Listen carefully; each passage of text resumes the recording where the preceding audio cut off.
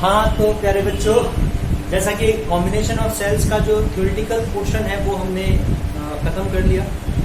मतलब हम अच्छे से समझ चुके हैं, सीख चुके हैं कि अगर सेल्स जो है वो सीरीज ग्रुपिंग में हो, पैरेलल ग्रुपिंग में हो या मिक्स ग्रुपिंग में हो, तो वो जो ग्रुप है उसका इक्विवेलेंट ईएमएफ कैसे फाइंड आउट करेंगे हम, उस कॉम्बिनेशन का इक्विवेलेंट ईएमएफ कैसे निकालेंगे, इक्विवेलेंट इंटरनल रेजिस्टेंस कैसे फाइंड आउट करेंगे और सर्किट का एनालिसिस कैसे करेंगे। ठीक है, सेम हमने पैरेलल ग्रुपिंग के लिए भी सीखा, पैरेलल कॉम्बिनेशन के लिए और मिक्स ग्रुपिंग के लिए भी सीखा। अब देखिए हम क्या करेंगे, इस वीडियो में हम लोग कुछ न्यूमेरिकल कंसेप्ट्स, मतलब कुछ न्यूमेरिकल्स डिस्कस करेंगे जो कि हमारे इसी कंसेप्ट पर बेस्ड होंगे, पैरेलल, मिक्स और सीरीज ग्रुपिंग। ठीक है, आगे बात समझ में। यहाँ इस क्वेश्चन से हम लोग पहले स्टार्ट करते हैं। क्वेश्चन हमको दे रखा है N identical cells each of EMF 6 volt connected in series with an external resistor of 5 ohm carry a current of 10 ampere. If two cells are connected wrongly in series with same external resistor, the current flowing through cells will be 6.5 ampere. Find value of n is number of cells and internal resistance of each. तो हमको ये दे रखा है कि भाई n number of identical sales हैं जिनको कि सीरीज में कंबाइन किया गया है। ठीक है, ऐसे n सेल्स हैं और इनको एक एक्सटर्नल रजिस्टर जिसकी वैल्यू कैपिटल R जो कि 5 ओम है उसके अक्रॉस कनेक्ट किया गया। हर एक बैटरी 6 वोल्ट की है और इंटरनल रेजिस्टेंस मान लीजिए R है। तो हमको कहा गया कि इस कंडीशन में जब ये 6 वोल्ट की बैटरीज R उनका इंटरनल रेजिस्टेंस है कुछ, उनको 5 ओम रेजिस्टेंस के साथ, एक्सटर्नल रेजिस्टेंस के साथ सीरीज में कंबाइन किया गया, तो 10 एम्पियर करंट को ड्रॉ करते हैं। तो हम जानते हैं कि भाई अगर ये n नंबर ऑफ सेल्स आपने सीरीज में कंबाइन किए, तो हमने सीरीज ग्रुपिंग में पढ़ा ना कि अगर सेल्स को आपने सीरीज कॉम्बिनेशन में कंबाइन किया है तो उनका जो इक्विवेलेंट ईएमएफ आएगा, अगर एक आइडेंटिकल सेल्स है तो अगर एक का ईएमएफ ई है, n मतलब पूरे कॉम्बिनेशन का जिसमें n सीरीज में कनेक्टेड है सेल्स, n ई आएगा। और इनका जो करंट है, क्योंकि सेम करंट फ्लो करेगा हर एक रेजिस्टेंस के अक्रॉस, इनका जो इक्विवेलेंट रेजिस्टेंस है वो भी सीरीज में कंबाइन हो, मतलब इनका जो इंटरनल रेजिस्टेंस है वो भी सीरीज में कंबाइन होगा और इक्विवेलेंट इंटरनल रेजिस्टेंस है वो n आर है ना। यही तो हमने डिस्कस किया। अच्छा, यहाँ पे हमको ईएमएफ ऑफ ईच बैटरी हमको दे रखा है 6 वोल्ट है, तो हम इक्विवेलेंट ईएमएफ लिख सकते हैं 6n। इंटरनल रेजिस्टेंस हमको नहीं दे रखा है तो उसको एनआर ही लिखते हैं।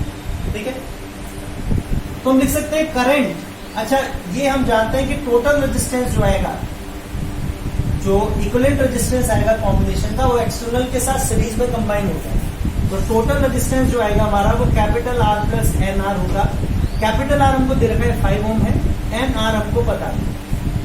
ठीक है, जो टोटल करंट आएगा वो हम लिख सकते हैं, वो आएगा equivalent EMF of the combination upon total resistance of the network which includes external resistance and the internal resistance of combination, जिसमें कि इंटरनल रेजिस्टेंस एक्सटर्नल रेजिस्टेंस के साथ सीरीज में कंबाइन होता है। तो ये हमारा आ गया 6n, ये हमारा हो गया 5 प्लस एन आर, और ये जो करंट की वैल्यू है ये हमको 10 एम्पियर दे रही है, 10 एम्पियर करंट ड्रॉ कर रहा है एक्सटर्नल रेजिस्टेंस इस कॉम्बिनेशन से। तो मैं इसको लिख सकता हूँ, इक्वेशन ये हमारे पास आ जाएगी 50 plus 10 N R equals to 6n, या हम लिख सकते हैं इसको n कॉमन ले लें तो 6 और ये 10 उधर चला जाएगा, 10 आर बचेगा, n कॉमन ले लिया इक्वल्स टू 50। लेट अस से दिस इक्वेशन 1। ठीक है, इसी तरह से अब कहा कि भाई इसी में क्या किया कि 2 सेल की पोलैरिटी चेंज कर दी। जब 2 सेल की पोलैरिटी चेंज कर दी आपने, तो आपका सेम पोलैरिटी में कितने सेल्स बचे, n-2e, प्लस जो 2 सेल की पोलैरिटी चेंज करी है वो माइनस हो जाएंगे, -2e। तो टोटल ये हमारा आ जाएगा n-4। बताया भी था कि अगर m सेल्स की पोलैरिटी चेंज कर दो तो इक्विवेलेंट ईएमएफ अब कितना रह जाएगा, n-2 टाइम्स ऑफ n, है ना। जो m सेल्स की पोलैरिटी आपने चेंज करी है उसका डबल 2m e जो ईएमएफ है वो डिक्रीज हो जाएगा, है ना। तो वही मैंने यहाँ पे बताया आपको। अब इक्विवेलेंट ईएमएफ हमारा कितना रह जाएगा दूसरे वाले केस में, तो इक्विवेलेंट ईएमएफ हमारा रह जाएगा 6n जो टोटल था उसमें से 4 सेल का है ना NE में से 4E माइनस करना है, NE में से 4E माइनस करना है। NE 6 वोल्ट 6n है और 4E 4 6 24 आ जाएगा ना। एक सेल का ईएमएफ 4 वोल्ट दे रखा है, डिवाइडेड बाय टोटल रेजिस्टेंस अभी भी वही रहेगा, क्योंकि ये हम जानते हैं अगर पोलैरिटी चेंज भी कर रहे हैं, इंटरनल रेजिस्टेंस अभी भी उनके सीरीज में ही है। वो जो अपोजिट पोलैरिटी जिनकी पोलैरिटी रिवर्स करी है उन सेल के इंटरनल रेजिस्टेंस बाकी सेल्स की इंटरनल रेजिस्टेंस के साथ अब भी इस कंडीशन में भी सीरीज में ही कंबाइंड होगी। तो रेजिस्टेंस तो वही रहेगा 5 plus NR, 5 plus NR equals to जो करंट हमको दे रखा है कि करंट जो ड्रॉ हो रहा है वो 6.5 एम्पियर है ना। तो वापस क्रॉस मल्टीप्लीकेशन करें हम तो 6.5 इंटू 5 हो गया 32.5 ना, 5 6 30 और 25 तो 32.5 इक्वल्स टू अच्छा plus 6.5 NR equals to 6n minus 24। ठीक है, तो हम क्या करेंगे n वाली टर्म्स एक साथ लिख लें, तो n कॉमन ले लें इधर, ये बचेगा 6 और ये इधर माइनस होके जाएगा तो ये बचेगा 6.5R इक्वल्स टू 24 इधर आ जाएगा, ऐड हो जाएगा 32 प्लस 24 हो गया 56, 56.5। लेट अस से दिस इज द इक्वेशन। तो क्या करें, हमको n और r दो वेरिएबल है, दो इक्वेशन बन गई, इसको सिंप्लीफाई करने के लिए एक को एलिमिनेट करना पड़ेगा। क्या करो, 1 को 2 से डिवाइड करो, मतलब ये कर रहे हैं 1/2 कर रहे हैं, इक्वेशन 1 डिवाइडेड बाय इक्वेशन, क्या होगा उसमें n एलिमिनेट हो जाएगा, n divided by n will be eliminated, तो ये हमारे पास आ जाएगा 6 minus 10R upon 6 minus 6.5R equals to 50 upon 56.5। ठीक है बच्चों, इसको हम इस तरह से सॉल्व कर देंगे, ये हमारे पास ये वैल्यू आ जाएगी। देखिए क्रॉस मल्टीप्लिकेशन, अच्छा पहले इसको यहाँ सॉल्व कर दें, 5 से एलिमिनेट करेंगे 10 बचेगा, यहाँ 5 से करेंगे तो 11 5 जा 55, बचा 1 तो 11 तो 5 3 जा 50। ठीक है, तो 11.3 बचेगा। क्रॉस मल्टीप्लिकेशन कर लीजिए तो हमारे पास ये इक्वेशन आ जाएगी, इसको आगे मैं सिंप्लीफाई कर देता हूँ। क्रॉस मल्टीप्लिकेशन करें तो ये हो जाएगा 11.3 इंटू 6 तो 66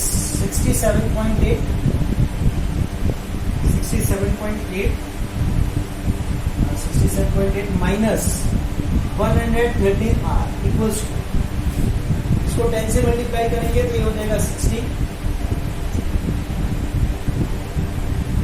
और 10 इंटू 6.5 65R माइनस 65R। ठीक है बच्चों, इसको हम फर्दर सिंप्लीफाई करेंगे तो हमारे पास ये वैल्यू आ जाएगी, देखें तो 67.8 minus 60 will be 7.8 equals to minus 65R और प्लस 113R, तो 113 माइनस 65 35 प्लस 13 35 प्लस 13 48R। ठीक है, ये वैल्यू आ जाएगी हमारे पास 48R। तो हम देखें R की वैल्यू जो इंटरनल रेजिस्टेंस है वो हमारे पास आएगा बेसिकली 7.8 अपॉन 48। इसको पहले तो 2 से एलिमिनेट करके देखें तो ये आ जाएगा 3.9 और ये आ जाएगा 24, 3 से और एलिमिनेट हो जाएगा, ये आ जाएगा 1.3, ये आ जाएगा 8, तो 1.3 बाय 8 ओम, ये तो आ गया हमारा इंटरनल रेजिस्टेंस एक सेल। अब इस 1.3 बाय 8 ओम को, ठीक है, 1.3 बाय 8 ओम को हम किसी एक पर्टिकुलर इक्वेशन में सब्स्टिट्यूट कर लें, कोई भी इक्वेशन ले लो, ये वाली ले लो 50 plus 10R equals to 6n, वहां से हम n निकाल सकते हैं। तो हम लिख सकते हैं कि 6n की जो वैल्यू है,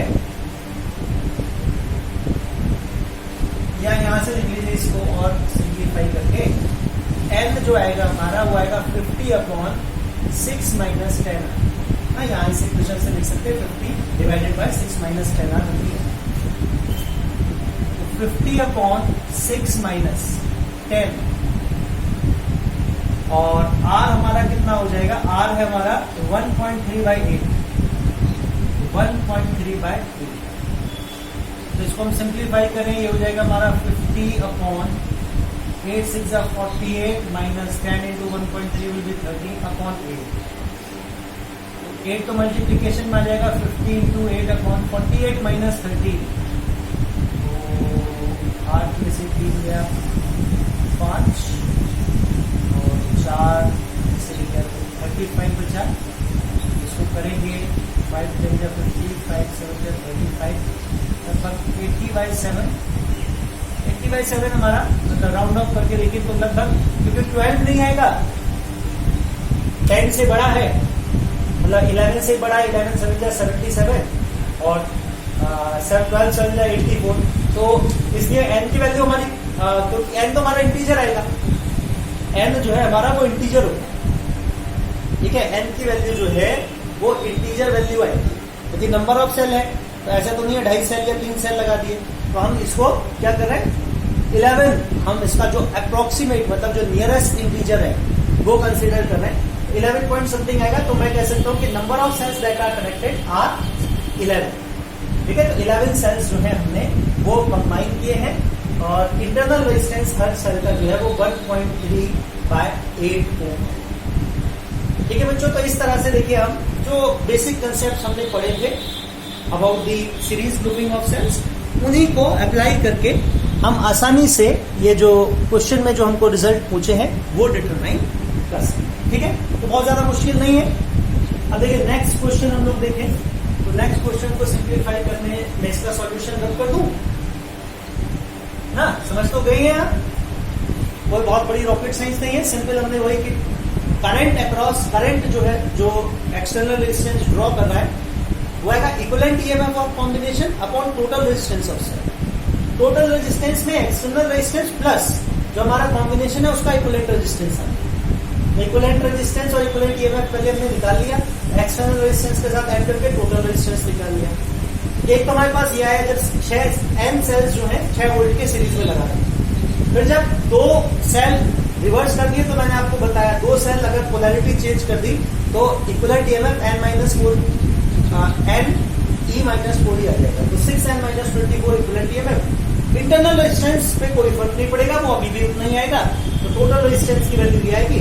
और ये 2 इक्वेशन हमारे पास बन गई, उनको सिंप्लीफाई करके हमने ये R और EMF O n number of cells बना, ठीक है। चलिए तो नेक्स्ट क्वेश्चन,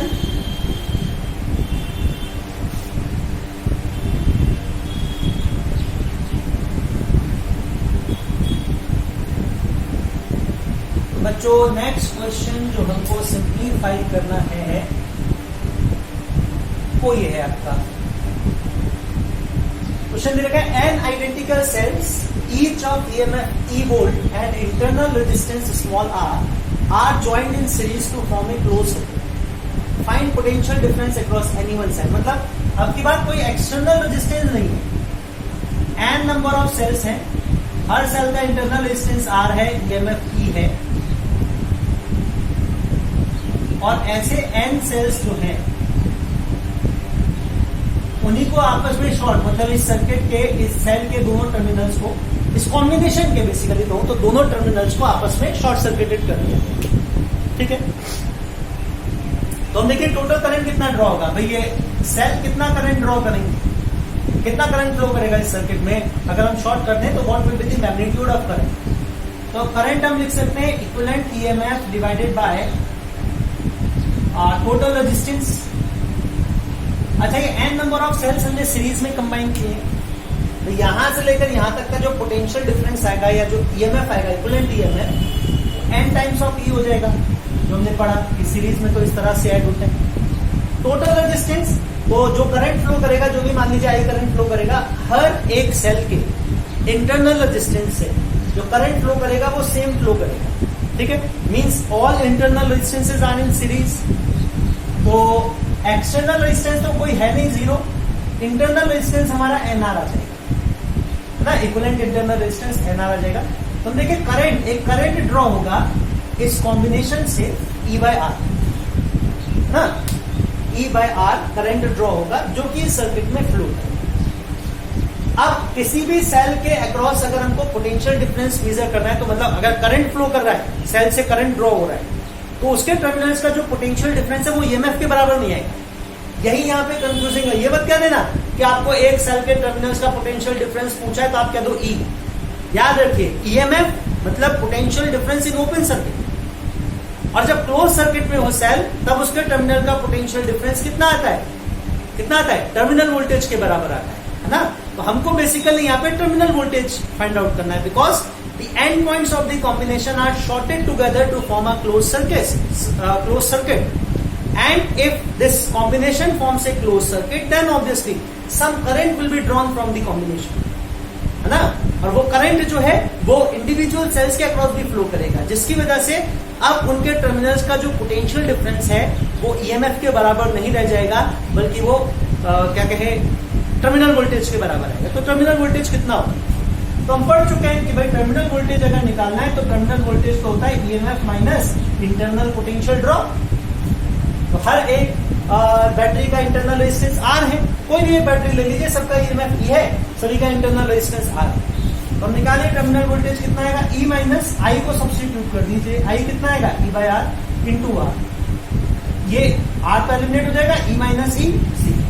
तो अगर आपने शॉर्ट सर्किट मतलब शॉर्ट कर दी ना सर ये दोनों एंड पॉइंट्स आपस में, तो हर एक सेल का टर्मिनल वोल्टेज जीरो होगा, हर एक सेल का टर्मिनल वोल्टेज जीरो होगा, क्योंकि जितना उसका ईएमएफ है सारा का सारा पोटेंशियल इंटरनली ड्रॉप हो जाएगा उसका। अरे बात समझ में, इंटरनल पोटेंशियल ड्रॉप आईआर की वैल्यू ईएमएफ के बराबर ही आएगी, इसलिए टर्मिनल वोल्टेज जीरो। तो इस क्वेश्चन का आंसर हमारा जीरो। चलिए नेक्स्ट क्वेश्चन देखते हैं, क्वेश्चन नंबर 3। क्वेश्चन नंबर 3, चलिए अब की बार एक पैरेलल कॉम्बिनेशन का हम लोग एग्जाम्पल कंसिडर कर लेते हैं, ठीक है।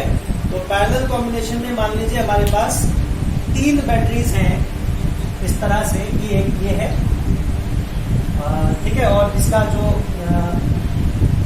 एक रेजिस्टेंस इसके साथ इस तरह से कनेक्ट है, इसको हम इसका इंटरनल रेजिस्टेंस मान सकते हैं ना, इंटरनल रेजिस्टेंस को भी ऐसे ही ड्रॉ करते हैं। तो बैटरी के साथ, जैसे बैटरी के टर्मिनल के साथ सीरीज में आपने अगर रेजिस्टेंस लगा रखा है, it can be considered as the internal resistance of the battery, ठीक है।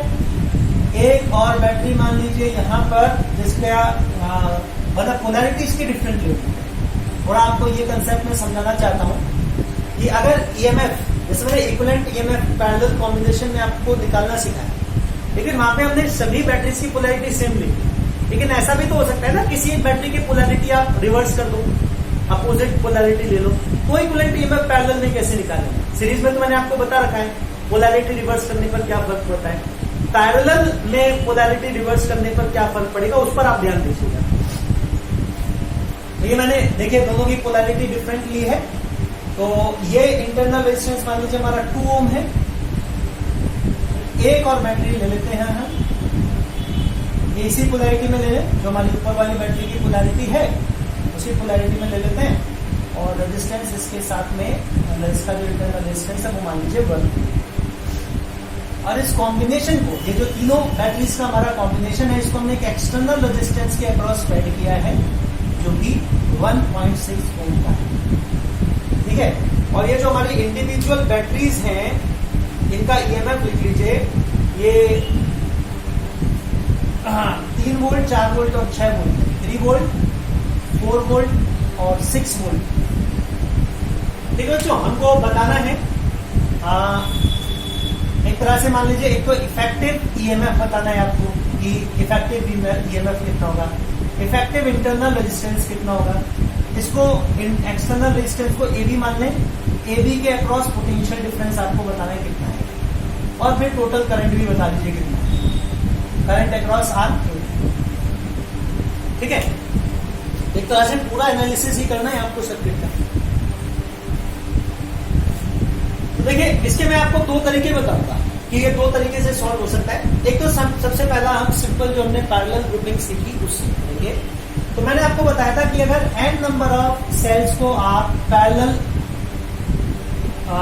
कॉम्बिनेशन में ग्रुप कर रहे हो, जो कि आइडेंटिकल नहीं है, जिनके ईएमएफ या जिनके इंटरनल रेजिस्टेंस बराबर नहीं है, वही हमारे सभी के ईएमएफ अलग हैं, सभी के इंटरनल रेजिस्टेंस हमको अलग गिवन है।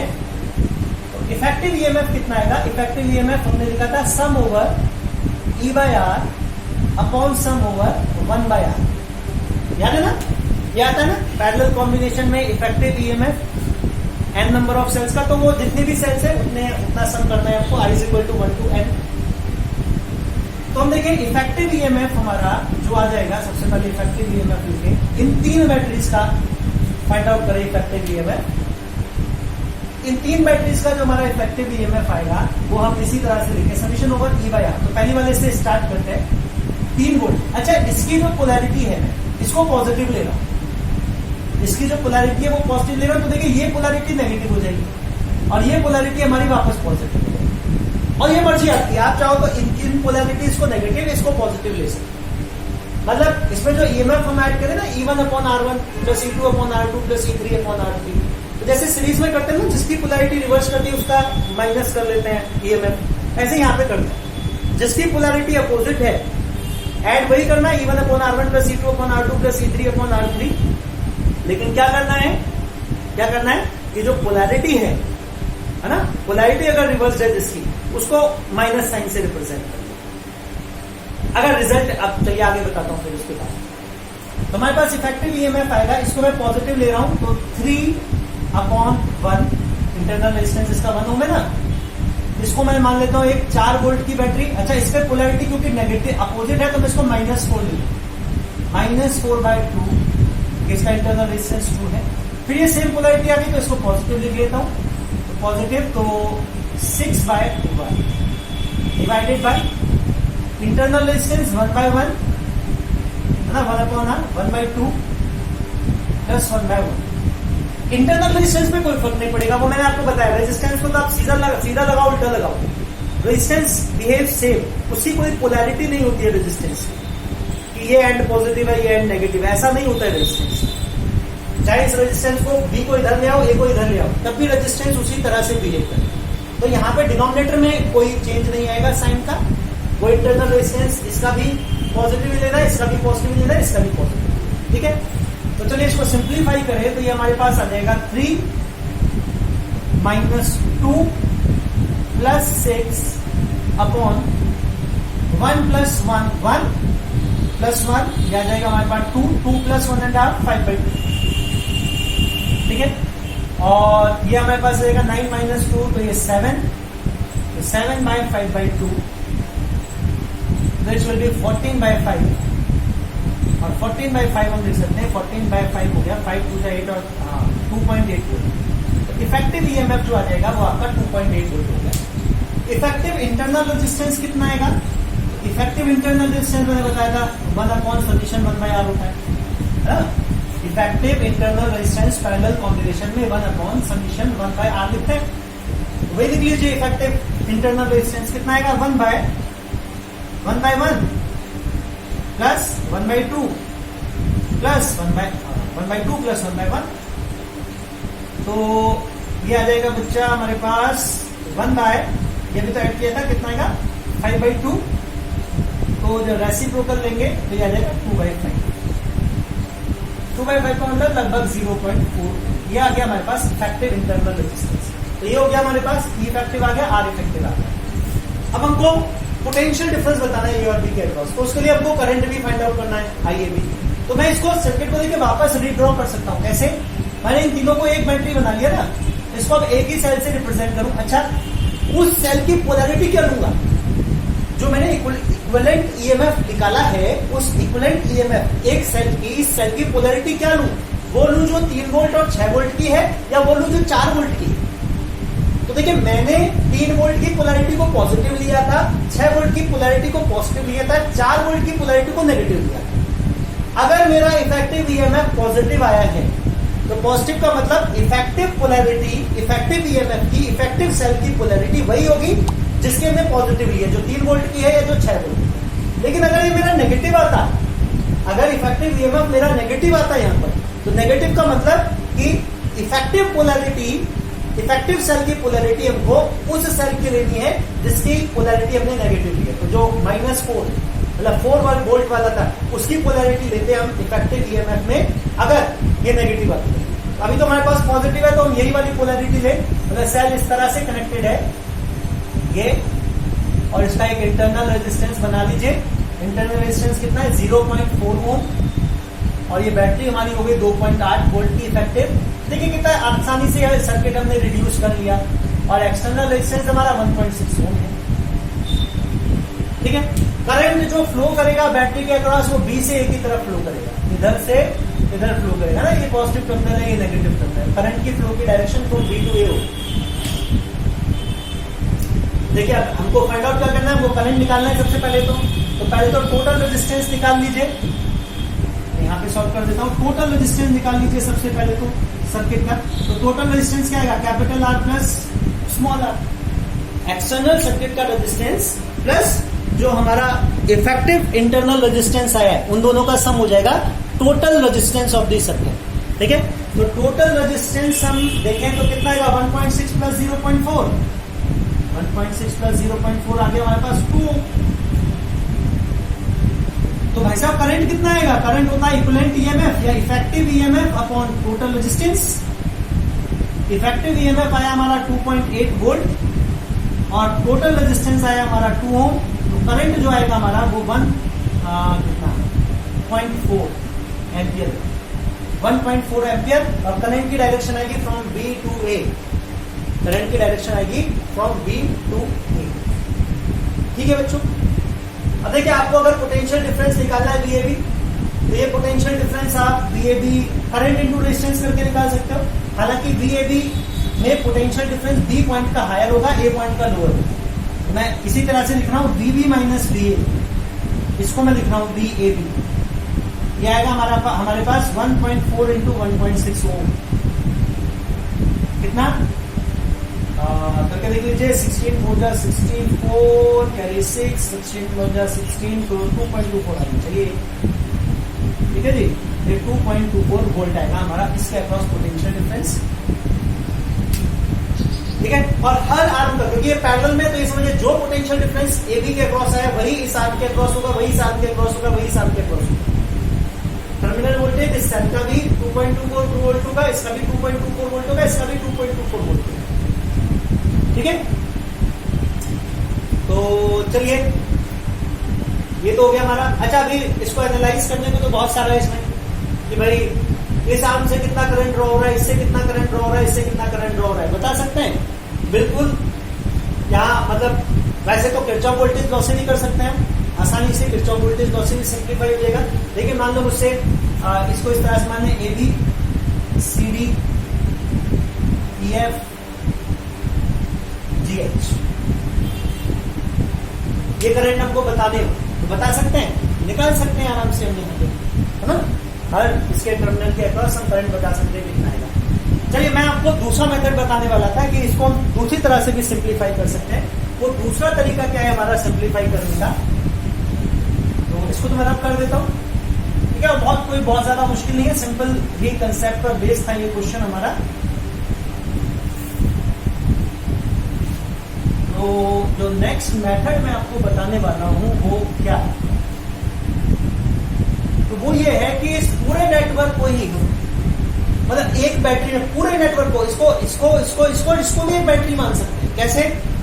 इसको एक बैटरी मान लो, पोलैरिटी कुछ भी ले लो उसकी, चाहे ये पोलैरिटी ले लो, चाहे ये पोलैरिटी ले लो, जिसका ईएमएफ 0 है, मान सकते ना। एक ऐसी बैटरी, इस आर्म को ए बी के अक्रॉस भी एक बैटरी मान लो जिसका ईएमएफ 0 है और जिसका इंटरनल रेजिस्टेंस 1.6 ओम है।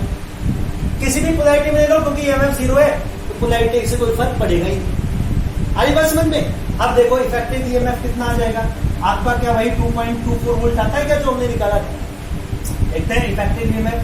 तो इसको वापस उसी तरह से, इसको पॉजिटिव, इसको नेगेटिव, इसको पॉजिटिव ले लेता हूं।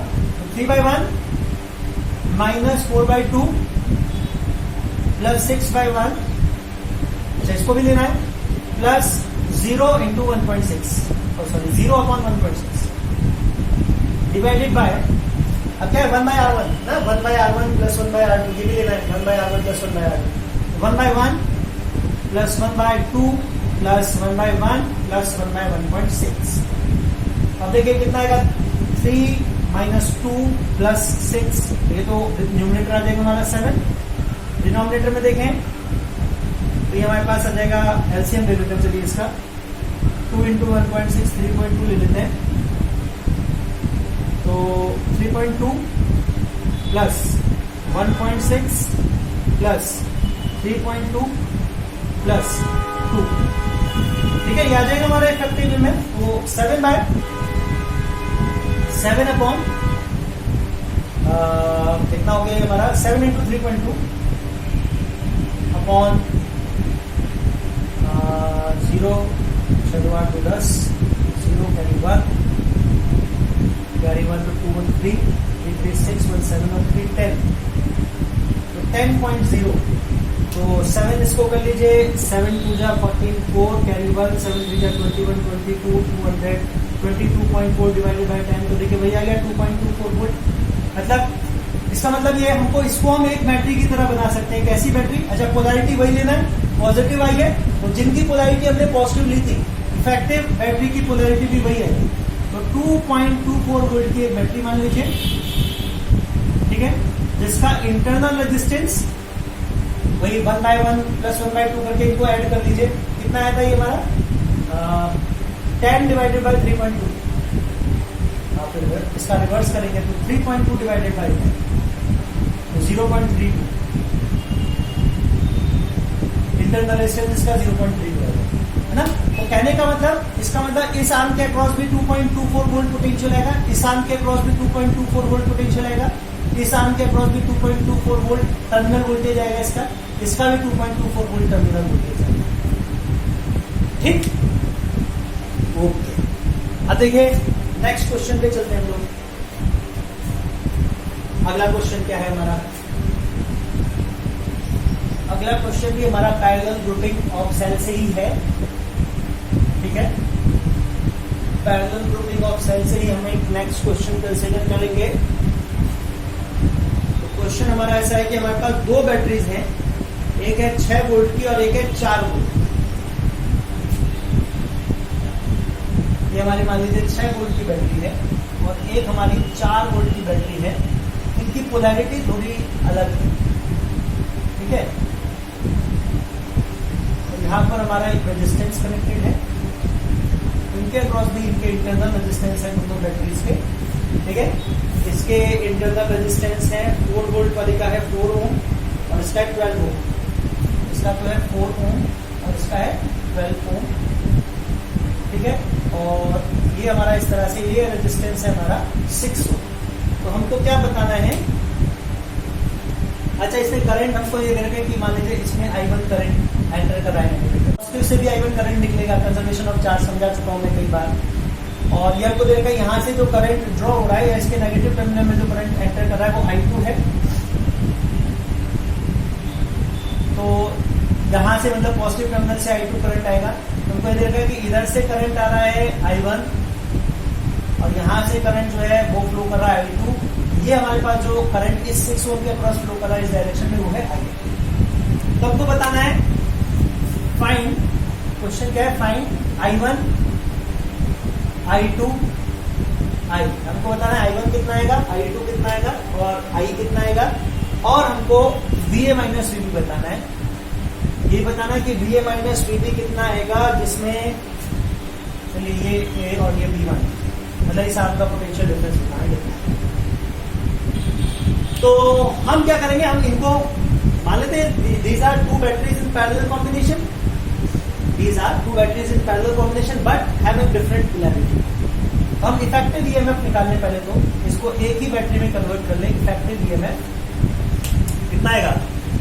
इफेक्टिव ईएमएफ आएगा हमारा E1 अपॉन R1। अच्छा, इसमें से एक की पोलैरिटी पॉजिटिव एक की नेगेटिव लेनी पड़ेगी। मैं इसकी पोलैरिटी पॉजिटिव ले लेता हूँ, इसकी पोलैरिटी नेगेटिव ले लेता हूँ, है ना। या चलिए इसकी पॉजिटिव और इसकी नेगेटिव ले लेते हैं। एक बार आंसर हमारा नेगेटिव आना चाहिए ना। एक बार मैंने आपको दिखा दिया कि पोलैरिटी लेने पे, एक बार नेगेटिव पोलैरिटी आने पे क्या करेंगे हम वो बता देता हूँ आपको। इफेक्टिव पोलैरिटी तो 4/4 इसको पॉजिटिव लिया, माइनस इसको नेगेटिव ले लेंगे 6/12 अपॉन 1/12 प्लस 1/2। ये हमारा इफेक्टिव ईएमएफ आ जाएगा 1 minus 6/12 will be 0.5 upon 1/12 plus 4, 12 LCM आ जाएगा हमारे पास 1 प्लस 3, तो ये हमारे पास आ जाएगा 0.5 इंटू 12, 0.5 इंटू 12 अपॉन 4। तो हमारे पास इफेक्टिव ईएमएफ जो आएगा इसका, इफेक्टिव ईएमएफ आ जाएगा 1.5, ठीक है बच्चों, 6/4 1.5। इफेक्टिव इंटरनल रेजिस्टेंस कितना आएगा? इफेक्टिव इंटरनल रेजिस्टेंस 1 बाय, उसमें कोई फर्क नहीं पड़ता कि कौन सी पोलैरिटी क्या है, मैंने बताया था, आप सिंपल इसको ऐड कर सकते हो। तो 1 डिवाइडेड बाय 1/12 प्लस 1/4, वैसे तो सॉल्व किया था हमने, 12/4 आएगा, चलिए फिर भी देख लेते हैं। LCM will be 12, 1 upon LCM will be 12, 1 plus 3, तो 12/4, 3 आएगा। इफेक्टिव इंटरनल रेजिस्टेंस जो है उसकी वैल्यू आएगी 3 ओम, ठीक है। तो मैं इसको एक बैटरी, एक सेल या एक बैटरी मान लेता हूं। अच्छा ये तो हमने पॉजिटिव लिया, अच्छा मैं जो कह रहा था इसको पॉजिटिव इसको नेगेटिव ले लेते हैं, तो क्या फर्क आएगा वो मैं आपको समझाना चाहता हूँ एक बात। इसको नेगेटिव और इसको पॉजिटिव लेते हैं ना, वो तो हमारी मर्जी है कि किसी भी पोलैरिटी को हम पॉजिटिव, किसी को भी नेगेटिव लेते हैं। तो ये माइनस, ये प्लस आएगा, ये माइनस आएगा, तो आप देखिए ये वैल्यू आपके पास माइनस है। माइनस का मतलब क्या है? इफेक्टिव ईएमएफ नेगेटिव है, इसका मतलब क्या है कि जो पोलैरिटी आपने नेगेटिव ली है, आपकी बैटरी की, रिजल्टेंट बैटरी की, इक्विवेलेंट बैटरी की, इक्विवेलेंट सेल की पोलैरिटी वही आएगी जो नेगेटिव वाली की। नेगेटिव कौन सा हमारा 4 वोल्ट वाला, तो इफेक्टिव जो बैटरी आप बनाओगे उसकी पोलैरिटी ये आएगी, समझ रहे आप? इस पोलैरिटी को हम ले सकते हैं 1.5 वोल्ट, और internal resistance, effective internal resistance कितना ले लें? 3 ओम। ये क्या है हमारे 6 ओम के साथ कंबाइन हो रहा है ना, 6 ओम का। तो ए हमारा पॉजिटिव टर्मिनल से कनेक्टेड है, बी हमारा नेगेटिव टर्मिनल से कनेक्टेड है, तो वही हमने इक्विवेलेंट ईएमएफ ड्रॉ कर लिया। तो अब देखिए हमको बताना है कि सबसे पहले तो टोटल करंट निकाल लेते हैं, आई कितना आएगा, टोटल करंट आई निकाल लेते हैं। तो टोटल करंट आई हमें आएगा हमारा, ये रेजिस्टेंस हमको दे रखा है 6 ओम, करंट आ जाएगा equivalent EMF 1.5 volt upon total resistance 6 plus 3 9, तो 1.5 डिवाइडेड बाय 9, तो 0.5 डिवाइडेड बाय 3, तो 0, 3 1 3, 2, 3 6 18, अच्छा 2 3 6 18, तो 0.167 एम्पियर। इतना हमारा टोटल करंट जो है, जो कि इस आर्म के अक्रॉस फ्लो कर रहा है वो। तो ए बी के अक्रॉस पोटेंशियल डिफरेंस भी निकालने ना, ऑब्वियसली ए हायर पोटेंशियल है, बी लोअर पोटेंशियल है, तो VA माइनस VB हमारा कितना आ जाएगा? तो VIR, आई कितना है 0.167 ampere multiplied by current, sorry resistance which is 6, तो 6 से बन जा 42, या इस तरह, इसको इस तरह से लिखिए 0.53 डिवाइडेड बाय 6, है, तो उससे आ जाएगा 1 वोल्ट। तो इसके अक्रॉस हमारा पोटेंशियल डिफरेंस कितना है? सॉरी इसके अक्रॉस 1 वोल्ट, ठीक है, 1 वोल्ट पोटेंशियल डिफरेंस है। अच्छा तो हमको I1 I2 और बताने, तो इस आर्म के अक्रॉस भी पोटेंशियल डिफरेंस 1 वोल्ट आएगा, इस आर्म के अक्रॉस भी पोटेंशियल डिफरेंस 1 वोल्ट आएगा, और सेम पोलैरिटी में आएगा जो हमने ये लिया, मतलब ये हाई पोटेंशियल एंड आएगा, यहाँ पे भी ये लो पोटेंशियल एंड, यहाँ पे भी ये हाई पोटेंशियल एंड आएगा, ये लो पोटेंशियल एंड।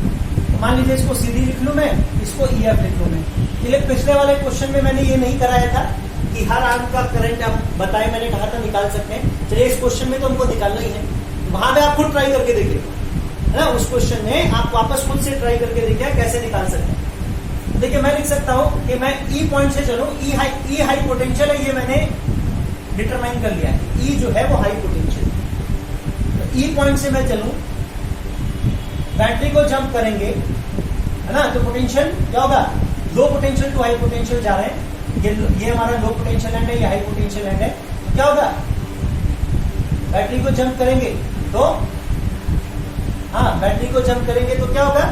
ये हमारा पोटेंशियल इंक्रीज होगा, तो इसको प्लस लिख लेते हैं, तो बी प्लस कितना पोटेंशियल बढ़ा? 6 वोल्ट, चलिए 6 लिख लेते हैं।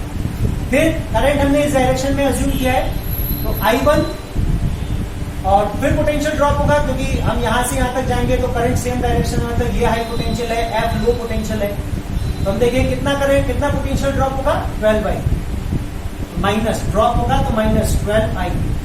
तो हम क्या पहुंच जाएंगे, एफ पे पहुंच जाएंगे। तो ये मिला के एफ पॉइंट का पोटेंशियल आना चाहिए। तो हम देखें v माइनस वी एफ कितना आ जाएगा हमारा 12i तो पॉजिटिव हो जाएगा, सॉरी 12i1 तो पॉजिटिव हो जाएगा -6। अच्छा वी माइनस वी एफ हमको दे रखा है, क्योंकि वी माइनस वी एफ उतना ही आएगा जितना वी ए बी आएगा, जितना सी डी आएगा। वी ए बी तो हमारा 1 वोल्ट आया, ये तो हमारा 1 वोल्ट हो गया। 1 इक्वल्स टू 12i1 -6। हम देखें i1 कितना आ जाएगा 7/12। i1 जो है आपका वो 7/12 एम्पियर हो गया और पॉजिटिव आया।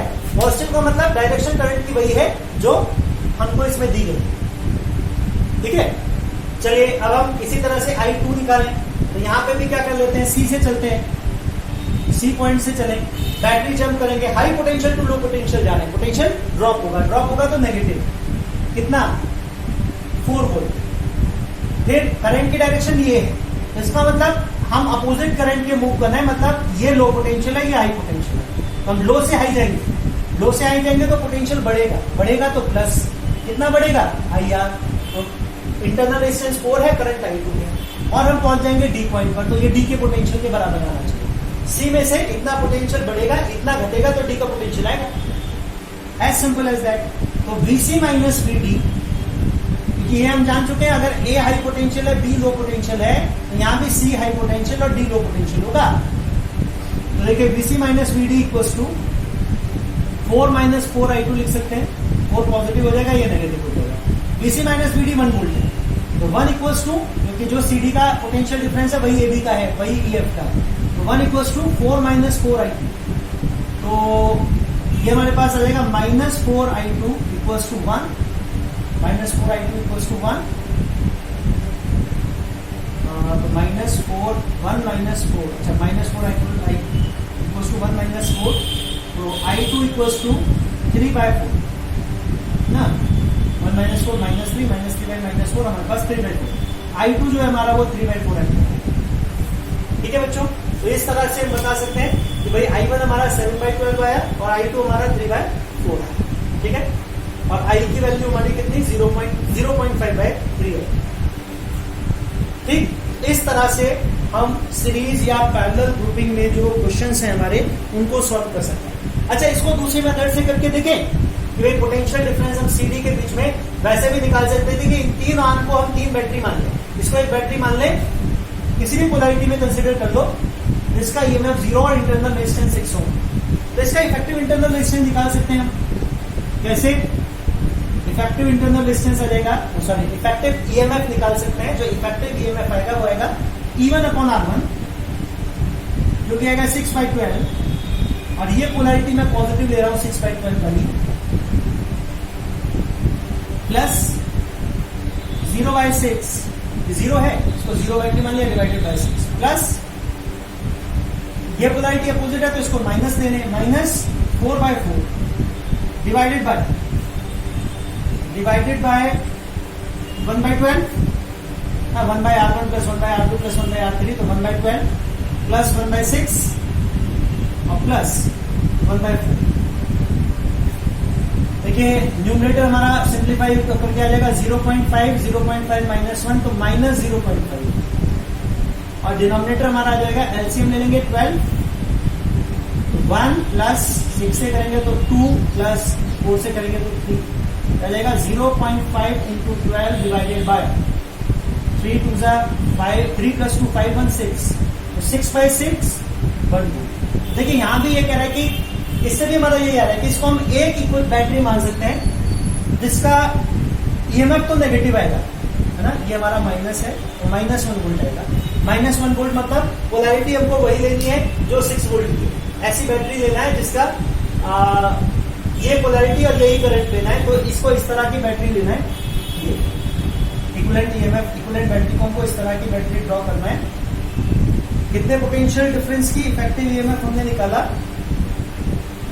-0.5 6/12, अच्छा माइनस नेगेटिव आया, तो ये पोलैरिटी लेनी है जो 4 की है, सॉरी है ना, 4 वाले की पोलैरिटी हमने नेगेटिव ली थी ना, तो नेगेटिव आएगा तो 4 वाले की पोलैरिटी लेनी है, ये पोलैरिटी लेनी है। कितना? तो टोटल पोटेंशियल डिफरेंस या इफेक्टिव ईएमएफ जो आएगा वो हमारा 1 वोल्ट आएगा। अब इसको एक 1 वोल्ट की बैटरी, मतलब एक तरह से ये हम बैटरी मान सकते हैं। ओपन सर्किट में आएगी 1 वोल्ट और इफेक्टिव इंटरनल रेजिस्टेंस आप निकाल लीजिए 1/12 प्लस 1/6 प्लस 1/4, देखिए हमारा 2 ओम आएगा। इसको आप एक बैटरी मान सकते हो जिसका जो ओपन सर्किट में है, जिसका ईएमएफ 1 वोल्ट और इंटरनल रेजिस्टेंस 2 ओम। देखिए वही हमारा हिसाब था, क्लोज सर्किट में 1 वोल्ट आया था, तो वही 1 वोल्ट पोटेंशियल डिफरेंस है। तो ये दूसरा तरीका है, ठीक है बच्चों। तो इस तरह से हम ओपन कह रहा हूं है, क्लोज, पैरेलल और सीरीज ग्रुपिंग जो है ना, सेल्स की पैरेलल या सीरीज ग्रुपिंग जो है उसको हम सिंप्लीफाई कर सकते हैं, ठीक है बच्चों। ओके।